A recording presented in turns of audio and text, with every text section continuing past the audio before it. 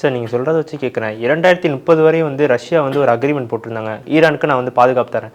இதுக்கப்புறம் ரஷ்யாவும் என்ன மாதிரி அவங்க ரிவால்ட் ஆவாங்கன்னு நினைக்கிறேன். ஏன்னா நேற்று வந்து ரஷ்யாவுடைய அதிபர் சொன்னதை நம்ம திருப்பி சொல்கிறோம்.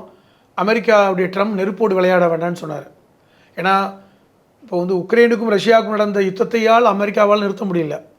ஏன் நீங்கள் வந்து இந்த வேலையை நீங்கள் ரஷ்யாவில் செஞ்சு பாருங்களேன், நடக்கலை. உக்ரைனையே நீங்கள் நிறுத்த வைக்க முடியல. அப்போது நெருப்போடு விளையாட வேண்டாம் என்று சொன்ன ஒரு விஷயம். ரெண்டாவது, நீங்கள் சொன்ன மாதிரி தான் ரஷ்யாவிற்கும் விளாடிமிர் புட்டினுக்கும் ஈரானுடைய ஜனாதிபதியாக இருக்கின்ற பெஸ்கியானுக்கும் நடந்த ஒப்பந்தம், அது ரொம்ப முக்கியமானது. அந்த ஒப்பந்தத்தின் அடிப்படையில் ஈரானை எந்த நாடு தாக்கினாலும் நாங்கள் வருவோம் அப்படிங்கிறத சொன்னது. நாங்கள் வந்து ஆயுதங்களை நாங்கள் உதவி செய்வோன்னு. அதன் அடிப்படையில் தான் வந்து அந்த பல்வேறு ஆயுதங்களை ரஷ்யா கொடுத்துக்கிட்டே இருக்கு.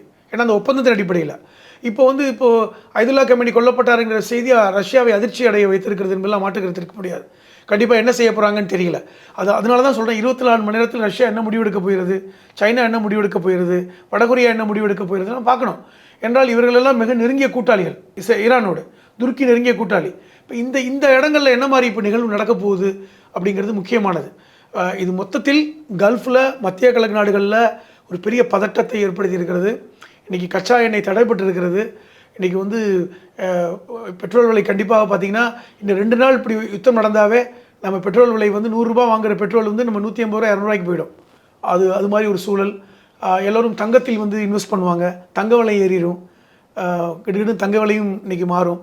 ஏன்னா எல்லாருமே பார்த்து தங்கத்தில் இன்வெஸ்ட் பண்ண நாடுகளும் தங்கத்தில் இன்வெஸ்ட் பண்ணுவாங்க. சமீப 2 நாட்களில் பங்குச்சந்தை விழுந்து கொண்டு இருக்கிறது. இதெல்லாம் என்னுடைய இண்டிகேஷன் தான். 2 நாளைக்கு முன்னாடி மோடி எங்கே போனார், எதுக்கு போனார், யுத்தம் நடந்தது 2 நாளைக்கு முன்னாடி இஸ்ரேலுக்கு போயிட்டு வந்தார். இப்போ எல்லாருக்குமே எல்லா விஷயமும் தெரிந்திருக்கிறது. அப்போ தெரிந்து தான் நடந்து கொண்டு இருக்கிறது. அப்போ இது ஒரு அசாதாரண சூழலில் உலகம் இருக்கிறது என்பதை நம்ம புரிஞ்சிக்க முடியுது.